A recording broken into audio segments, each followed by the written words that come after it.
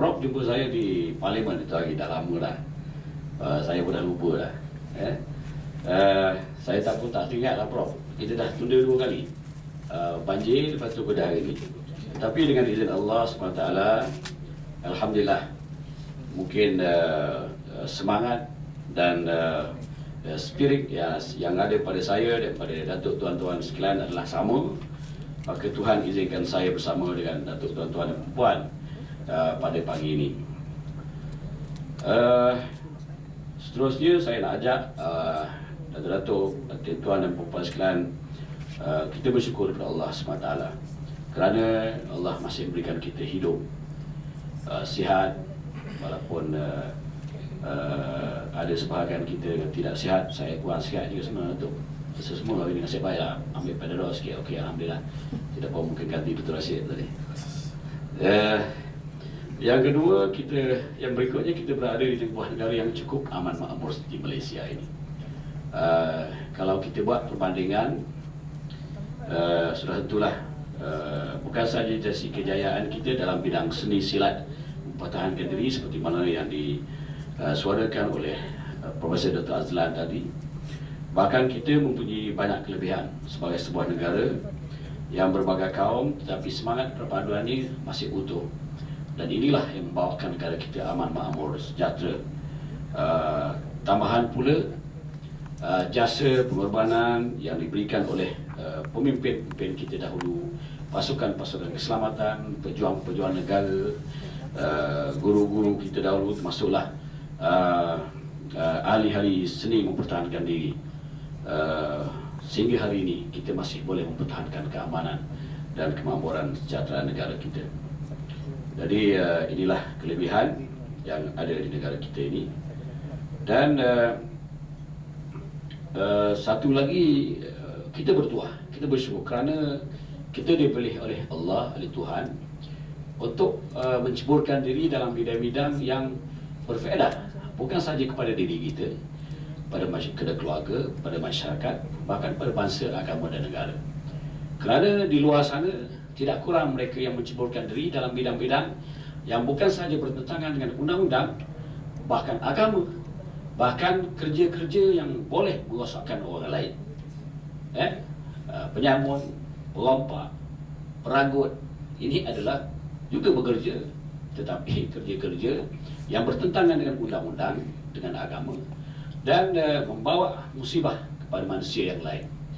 Tetapi Datuk, Tuan-Tuan dan Puan sekalian, ahli-ahli seni silat mempertahankan diri sama ada di mana saja bidang ataupun bentuk yang mereka ceburi, sama ada di negara kita, di negara lain dan sebagainya. Saya kira semuanya menjurus kepada kerja-kerja yang baik, yang paling tidak untuk mempertahankan diri kita sendiri sebagai manusia, supaya terhelak daripada mangsa, kekanasan dan sebagainya.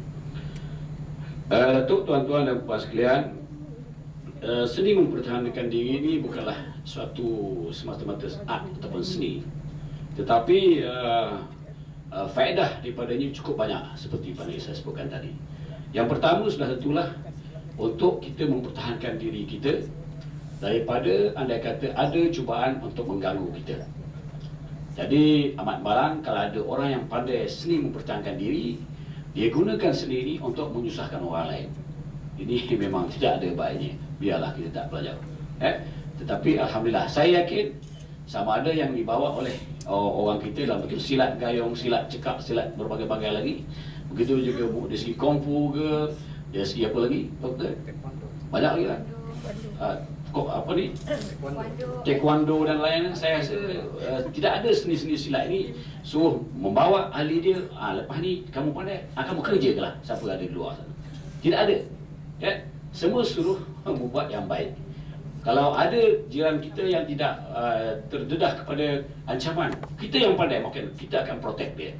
Inilah kerja-kerja yang sepatutnya dilakukan oleh ahli-ahli silat ataupun ahli mempertahankan diri ini.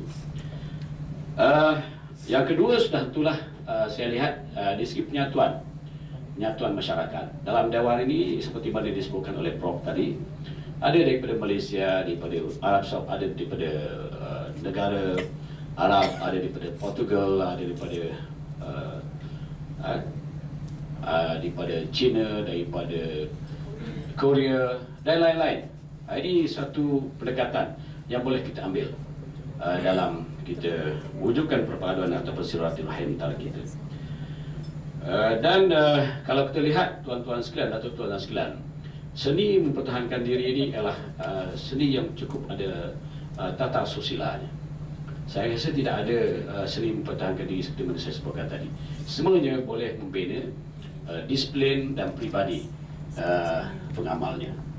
Sebab itulah bagi orang Islam mungkin kita lebih rapat kepada mendalami ataupun memperkuatkan lagi nilai-nilai spiritual dan kerohanian dalam jiwa kita.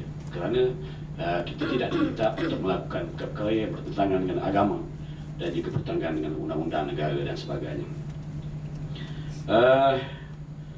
Jadi sebab itulah saya melihat seni mempertahankan diri ini perlu dipertingkatkan lagi. Walaupun Prof mengatakan bahawa kita adalah yang terbaik, tetapi mungkin kita boleh pertingkatkan lebih baik daripada apa yang kita ada sekarang.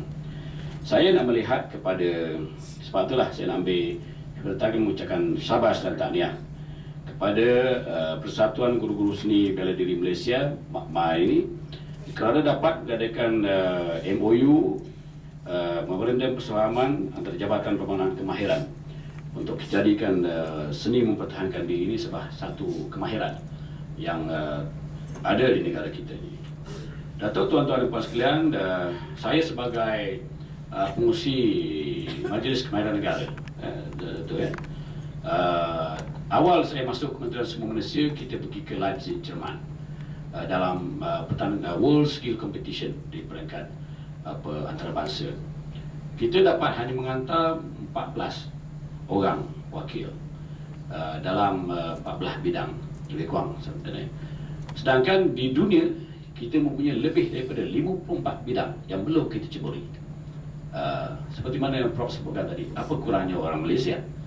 Kalau orang lain juga berkepala seperti kita, bermata seperti kita, mungkin kalau mereka mata 4, mata 8, mungkin lain sikit, dia boleh pandang kiri kanan, pusing belakang. Tetapi sama seperti kita. Kenapa mereka boleh berjaya dalam skill kemahiran-kemahiran lain, tapi kita hanya baru menceburi 14 skill. Tahun lepas saya mengetuai ASEAN Skill Competition di Hanoi. Kita daripada 10 negara kita dapat tempat kedua dengan menggodol 9 emas. Itu tertinggi, 9 emas.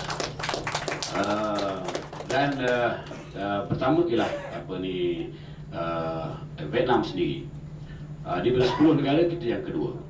Kita hanya menceburi masuk ke 15 bidang dengan menghantar 51 peserta. Bermakna kita kalau berbanding dengan world di peringkat dunia, kita hanya masih lagi perlukan 2-3-40 bidang lagi yang perlu kita ceburi. Hari ini seni mempertahankan diri merupakan salah satu sokan, seni sokan, bukan sahaja di dunia, di Asia, bahkan di negara kita. Saya tidak ada menyebut apa yang telah saya sebutkan faedah-faedah ataupun kepentingan seni mempertahankan diri tadi. Tetapi sebagai satu kemahiran seni, maka sudah sampai masanya untuk kita memartabatkan seni mempertahankan diri ini, kerana di belakangnya mempunyai matlamat faedah yang lebih besar. Kalau kita mungkin seni membaiki motosikal, kita hanya mungkin baiki motosikal, dan akhirnya pengguna motosikal boleh menggunakan motosikal, dan orang yang menerima kemahiran itu dialah menjadi orang yang mahir. Tetapi dalam konteks seni mempertahankan seperti mana saya sebutkan, lebih dua daripada itu. Termasuklah saya contohkan tadi, kalau kita bertemu dengan rakan kita yang berhadapan dengan ancaman, maka dengan kemahiran yang ada pada kita, kita boleh membantu mereka. Tapi kalau motosikal orang pakai, dia seorang nak pakai. Itulah banyak faedahnya. Sebab itulah saya rasa sedih mempertahankan diri wajar. Dan hari ini adalah satu petanda baik yang boleh kita melihat bahawa magma telah menggerak selangkah lebih ke hadapan untuk kita wujudkan satu bidang kesenian yang diiktiraf oleh kerajaan di bawah Kementerian Sumber Manusia.